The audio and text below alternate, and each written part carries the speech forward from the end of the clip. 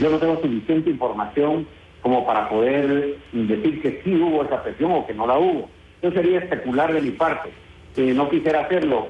Obviamente, cada uno puede pensar que efectivamente los mismos embajadores de Estados Unidos se movieron o no con los presidentes para manifestarle cuál es la posición de ellos. Pero yo más que eso no creería que fue por ahí la situación, porque hoy que estuve con el subsecretario Bromfield hablamos del tema y él me dijo incluso de que están dispuestos a ir a un diálogo, que en junio podría verse una posibilidad de que se abriera un diálogo directamente sobre el tema de despenalización. Bueno, pues ya lo escuchó usted, él decía que no tenía elementos y que sería especular. 2 días después afirmó que Estados Unidos había saboteado esta convocatoria y nos reveló un poco más en esta entrevista cuáles son los elementos o las pruebas y particularmente con quién fue la injerencia, un presidente, cancilleres, cómo se dieron las cosas y cómo se presenta ahora en la sexta cumbre de las Américas después de estas respuestas negativas por parte de Estados Unidos a su propuesta de la despenalización de las drogas. Aquí está la entrevista exclusiva que nos dio en Conclusiones.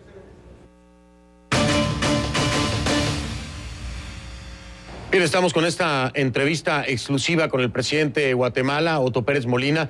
Quiero subrayar, esto es muy importante, que en previa entrevista el presidente había hecho el compromiso de estar con nosotros desde Cartagena y hay que rescatarlo. Cumplió su palabra, cumplió su promesa y está con nosotros hoy en esta edición especial de Conclusiones para hablar de un tema que está robando en gran parte la atención. Señor presidente Pérez Molina, bienvenido.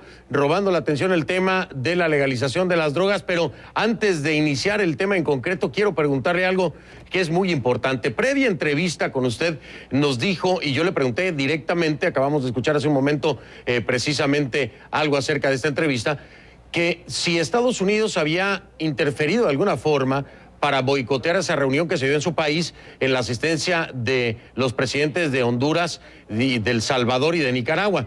Usted me dijo que sería especular. 2 días después, usted hizo declaraciones en las que aseguró que Estados Unidos había intentado o había boicoteado esa reunión. Quiero preguntarle, ¿consiguió las pruebas o por qué cambió de opinión 2 días después de la entrevista con Conclusiones? Bueno, muchísimas gracias, Fernando.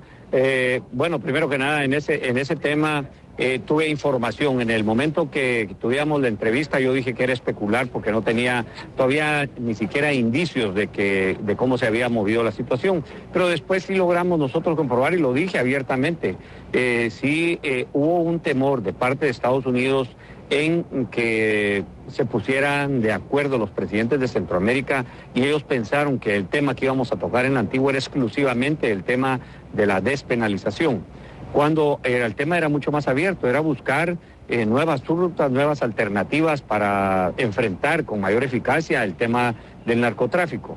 Y ante ese temor fue que hubieron algunas presiones, indudablemente, eso sí, para evitar que se pudiera dar la reunión, y el temor era que hubiera un bloque unido de Centroamérica alrededor de la despenalización, lo cual no era así. Ya habían 2 presidentes o uno que había manifestado que no estaba de acuerdo con la despenalización.